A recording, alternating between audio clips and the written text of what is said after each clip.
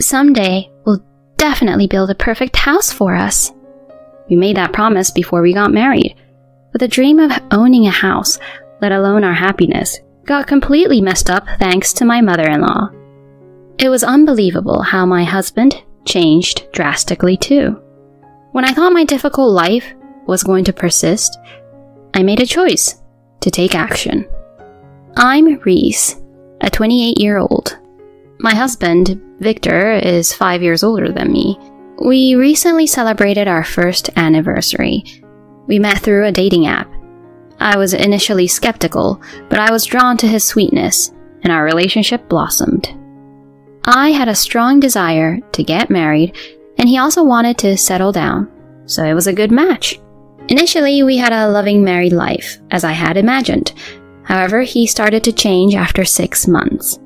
The trigger was the divorce of his parents. Honey, it seems my parents are done for. Really? I only had a shallow connection with them, so I honestly didn't know how to react. Your dad's working, so he should be fine. But what about your mom? Oh, it's all good. She'll rent an apartment. But how will she manage financially? She's been a housewife, right? We'll support her. Me and you. Huh? What do you mean? I was in disbelief as he said it so casually. We need to support my mom. Together. Oh, wait a minute. Why should we pay for her rent? She's in trouble, so obviously we must help her. Right? No, if it were only you, I might understand. But why should I? It makes no sense, does it? Come on, honey. She'd be grateful, and you'll benefit from this too. I remember you said you didn't want to move in with her before. I'm trying to be understanding and accommodate that. He was right. I had told him before we got married that I didn't want to live with my in-laws. Even so, I still didn't understand why I had to cover her rent. I stubbornly insisted. I neither want to live with her nor pay her rent. Period. Plus, we're supposed to save money to build our own house. There's no other way. Things have changed, you know. It's not like I've given up on that either. Right now, my priority is Mom. You're being irrational. If you want to support her that much, why don't you pay for it yourself? What? And I have to pay our living expenses? On top of that? It'd wipe out all my spending money. Think about me a little. He let out a heavy sigh, and then he retreated into the bedroom. What's up with that? Why should I be the one getting scolded? Most of all, what's Heather thinking?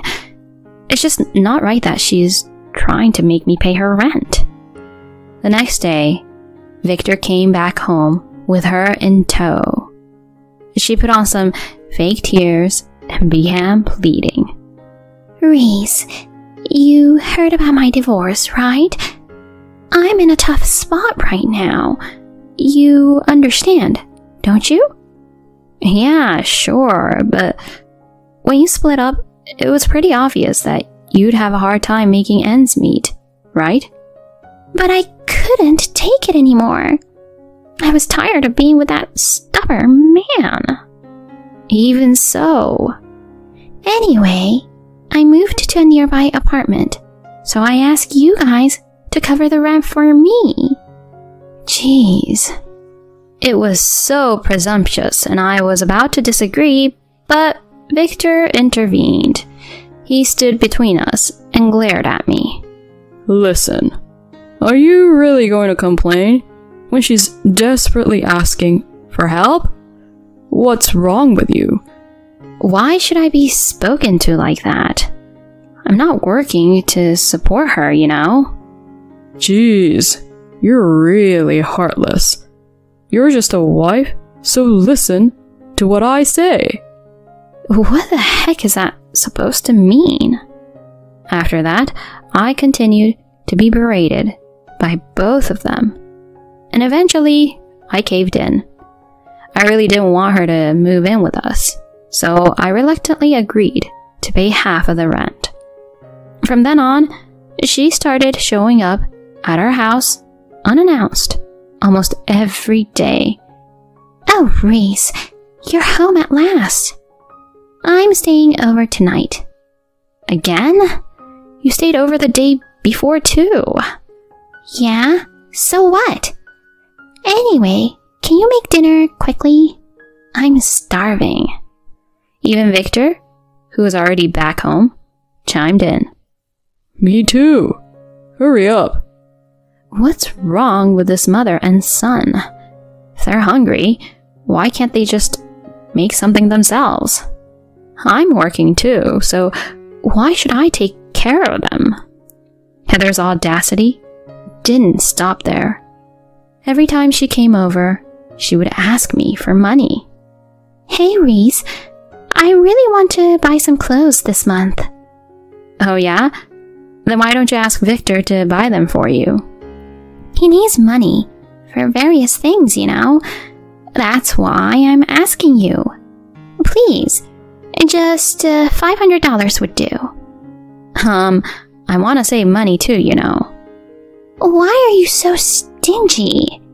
You're so cold for a daughter-in-law. Who demands money from their daughter-in-law in the first place? She's so shameless. Victor, who must have overheard our conversation, intervened. Hey, you can't even lend a mere $500 when she's in such a tight spot? A mere $500? It's a lot of money. I'm working my butt off for it, you know? You're making quite good money, so don't be stingy. You're such a Scrooge. I barely held back the urge to shout back, "Who's talking?" I knew if I did, it would only escalate further. One evening, Victor brought up an idea out of the blue. Honey, you've got a pretty good amount of savings, right? Oh, well... I found his question suspicious, but I responded calmly. I've been saving up for our future home since before we got married. Right, I'm doing pretty well too. So, how about we build a house now? Does it mean we're moving out of here? My hesitant question was met with a cheerful smile. Exactly. Let's find a plot in a nice location. We'll be living there for the rest of our lives, so let's build our perfect home. Our perfect home? That was something I had wanted for a long time. I wanted to create a lovely house filled with our own preferences. I had always dreamed of it. For me, his proposal sounded so bright and promising. The only way to escape the hell with Heather living nearby was to have a new home far away. I looked him straight in the eyes and answered, I seriously want to consider this. From then on, we started making preparations. We purchased the land we previously had our eyes on, had meetings with construction companies, and juggled those tasks alongside our jobs. Everything seemed to be moving flawlessly. The only concern I had was that the deed of the property was put in Victor's name. It should have been a joint tenancy. When I suggested we share the mortgage and the deed, he insisted that he wanted to handle it, and I reluctantly agreed. He pushed through the loan forcefully, and after various twists and turns, our new home was completed the following year. 2 weeks before the move, Heather came over after a long absence. Long time no see, Reese. I heard the new house is finished. How exciting. Yeah, it's been a while, Heather. Until then, I despised even seeing her face, but knowing we would soon be moving away gave me a sense of relief. However, right after that, she said something unbelievable. We're moving in a little while, right? My room's in the back on the first floor, isn't it? Huh? I couldn't comprehend what she just said about her room for a second. What do you mean by your room? Oh, please. You know what I'm talking about. You had a spacious ensuite made for me, right? Sure, we did, but that's because Victor insisted on making a guest room. It's for my sake. What? I immediately confronted Victor, seeking an explanation. As she said, I had that room made for her. Hold on. Does this mean she's moving in? I didn't agree to that. Is there a problem? You know the house is in my name. Wait, is that why you were so adamant about having your name only? He made a smug smile and said, You're just realizing it now? Watching our exchanges, Heather started giggling.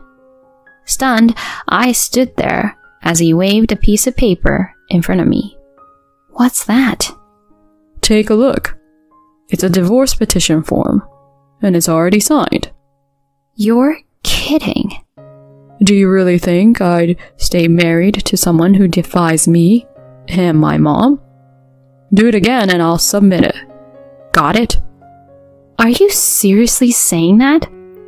Do you think I'm joking about something like this? I'm dead serious. A divorce would bring shame on you, wouldn't it? He and Heather both smirked as they observed my reaction. Then she chimed in, taking the opportunity to belittle me. Reese, for your own sake, you better start listening to us carefully from now on. After all, you're just a daughter-in-law. You should just keep quiet and obey. Got it? Victor threw the form at me and left the living room with her. I had more than enough. I couldn't imagine living with those two for the rest of my life. I wasn't going to let them have their way. That was the moment when the anger I had been holding back erupted all at once. From the next day on, I started looking for another place while juggling my job, making slow progress with my moving preparations, and trying not to let them find out. I packed my belongings little by little, trying to remain inconspicuous. On the day before our move to the next house, they had gone out to see furniture, leaving me an opportunity. I moved my things into the apartment I had secretly arranged. The next day, just as I had expected, Heather called. Hey, Reese, it's a moving day, and you've been out since last night. Where have you gone? Well, I have some business to take care of. What's the matter? What's the matter? I've brought some of my stuff to the new place, so open the door for me. Victor hasn't arrived yet either. Anyway, hurry up. She was bossing me around, as if living together was a given. I decided to point out her misunderstanding. Heather, I don't know what you're getting wrong, but my move was yesterday. What? Are you crazy? The move is today, isn't it? No, it was yesterday. Well, at least my move was yesterday. I really don't get what you're talking about. Your move is supposed to be on the same day as Victor's. She was frantically yelling at me to hurry up and get there. I had been waiting for the opportunity to drop the bomb. I'm living alone from today. Living alone? It means please handle your move yourself. It doesn't concern me anymore. What are you telling me, Reese? She was clearly confused. So I continued. In fact, I filed for a divorce from your son. I have no obligation to care about you anymore. Divorce? Wait, you better explain this. I just did. Your son threatened me with a divorce. So I went to see a lawyer and filed a divorce petition. Oh, come to think of it, I recall something like that. I can't bear living with insensitive people like you, and I refuse to continue playing a family. So, I decided to be single again. Ugh, do you even know what you're saying? At that point, Victor must have arrived, and I heard him asking what was going on. When he learned that I had filed for a divorce and moved to a different place, he angrily took the phone and started screaming. You! What the heck do you think you're doing?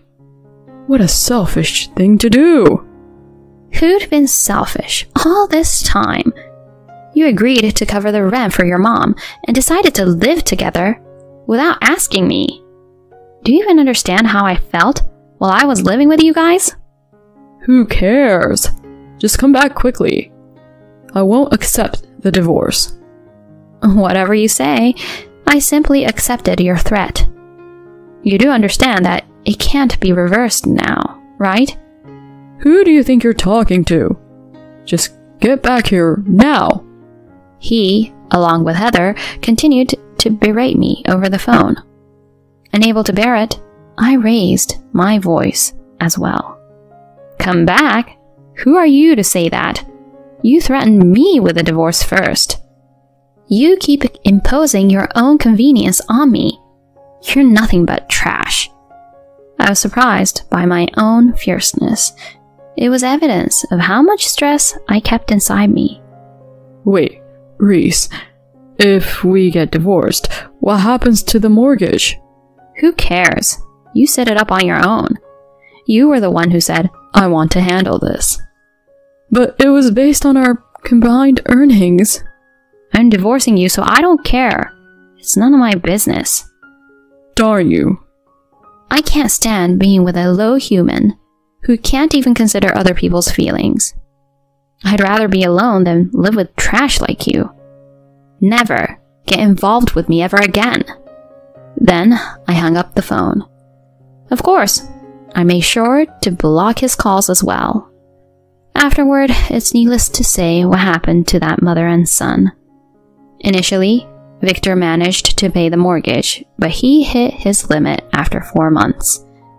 It was obvious that he couldn't have continued with the repayment of the loan that was set up by relying on my salary. As a result, he had to sell the new house. However, even after deducting the selling price, the mortgage remains. Currently, he lives in an apartment with Heather, struggling with the monthly payments. The life Heather envisioned is far from reality, marked by constant arguments between them. On the other hand, my life is incredibly comfortable now.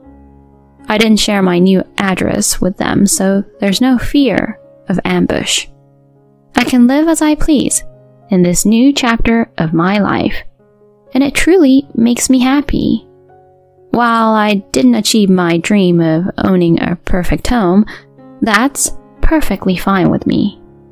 The best part of it all is being free from that mother-son duo.